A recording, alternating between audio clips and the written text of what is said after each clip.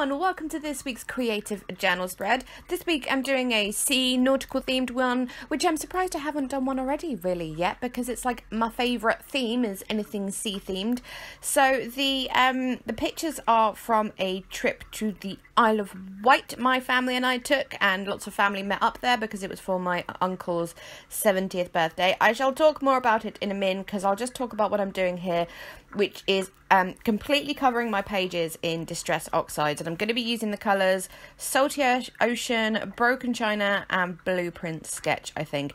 Now, I didn't prep my pages at all, which may have been an error because when you don't prep the pages you can see more of the circles of the blending tool, if that makes sense. Like, they don't glide over the paper as smoothly, or if it's not like heavy cardstock or better quality paper or something, they don't, as I said, glide over as smoothly, but, you know, it's fine. It kind of works for what this is anyway. I'm sorry if this is a bit mixed media-y for you guys for the creative journal spread, but I was just going to do it around the edges, and I just kind of got carried away, really, to be honest. But yeah, so I'm blending those three colours together in some places, and having just some places a little bit of a darker blue and a lighter blue and stuff like that. And yeah, just blending them all together like so. I've been seeing a lot of stuff about oxides recently and how to use them and stuff. There's so many great videos out there. I don't want to claim to be an expert or anything. One thing I will say is invest in proper blending sponges, blending tools. Doesn't have to be the Ranger ones, just like proper ink blending tools. I don't personally think, from experience, that makeup sponges do the job for these. They do the job for other things, like I use them for gesso and all sorts of things, but for the Distress Oxides and some other inks as well, I highly suggest getting the proper things to use, kind of thing. But anyway, moving on, I have just lightly sprayed some water on there so we get the oxide effect, and that looks really good as a sort of an underwatery thing. And what I've done is I've kind of only half squeezed my water spray bottle, so I kind of just get a sprinkle rather than a proper spray, jet of spray kind of thing. And then I'm just lifting off the colour with some kitchen roll, and then I did just dry it a little bit. It didn't really need drying as such, but it was like just a little bit damp around the edges, so just sort of setting it with the heat tool, I suppose you could say. Anyways, I'm using this background stamp, which is a woodware stamp. I think I picked this up actually in like just a local craft shop actually, so I wouldn't be able to link where I got it from, but I'll see if I can find a link for you. And then here I am using the Prima Frank Garcia Saint-Tropez collection stamps here. Now, don't get me wrong, I love the Saint-Tropez range. It's one of my favourites ever, and I love Frank Garcia's ranges. I think they're all marvellous. But there is a bit of a thing with a lot of his collections or ranges or whatever. There's lots and lots of lovey-dovey stuff in there, and quite specifically romantic kind of stuff. And I do struggle to use some of his stuff because so many of the sentiments are a bit like, ugh, because I'm just not that sort of person. But yes, so I had to get a bit, I couldn't use all the stamps, is what I'm saying here, in a very roundabout way. But anyway, the rest, well, not the rest of the stuff I'm using, but a lot of the stuff I'm going to use here is all from this month's Little Rainbow Moon kit. Now, I've forgotten the name of it. It might be called Seaview.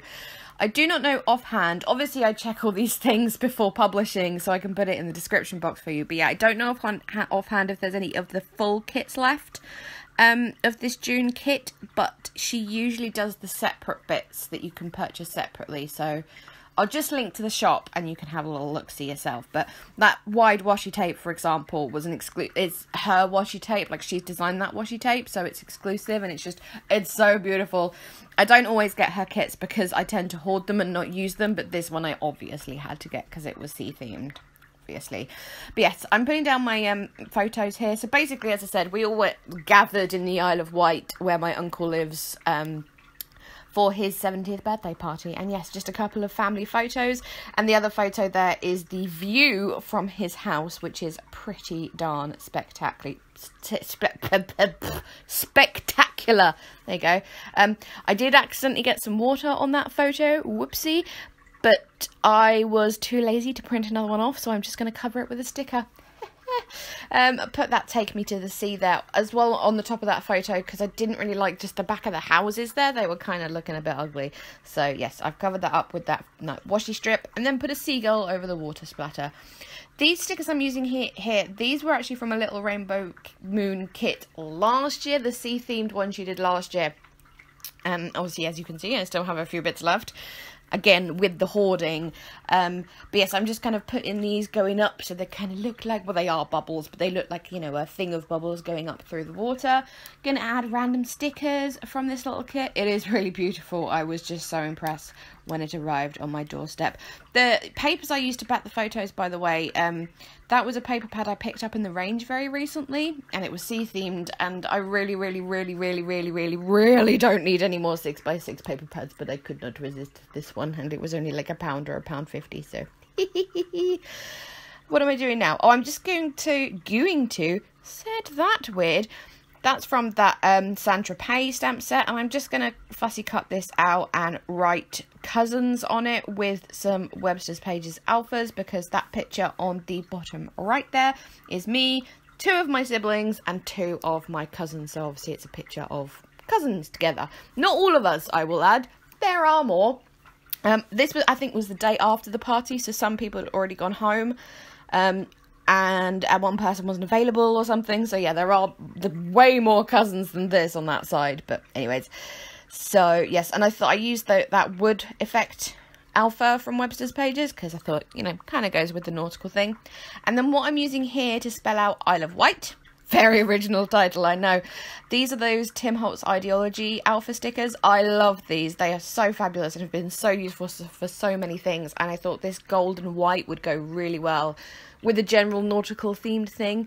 However, I do have a love-hate relationship with these stickers in that I think they're marvellous. But if you look at them, they're not done in alphabetical order.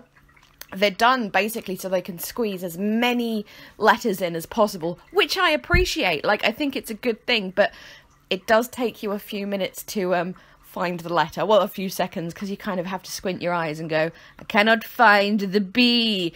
Anyway, if you're wondering what's going on with my hair there, I was dyeing it at the time. It's not, you know, super greasy or whatever. Yes, there's hair dye setting in there. I put hair dye in, I did my journaling spread, then I went and washed it out. Check me out, multitasking. So yes, that's also why there's quite a lot of red on my hands, because those hair dye gloves are worse than useless. Anyways, just adding a few more stamps here. Again, those are the Prima ones, I believe. I suppose I've used more of them than I was making out for it to be, but yes.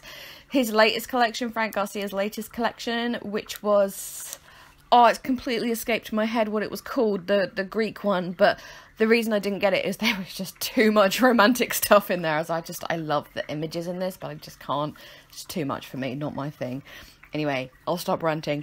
And I'm just going to finish off here with a Uniball Signo pen in broad, the white one, just to add like more bubbles. We've already got the bubbles effect that I've got with the oxides and with those actual bubble stickers, but I'm just sort of adding a different bubble effect here with the white pen. The only thing I did do is concentrate on making the circles like proper round ones, because if I just did splodges or ovals, they looked a bit rubbish. So I'm just, as I said, concentrating on making them proper circles.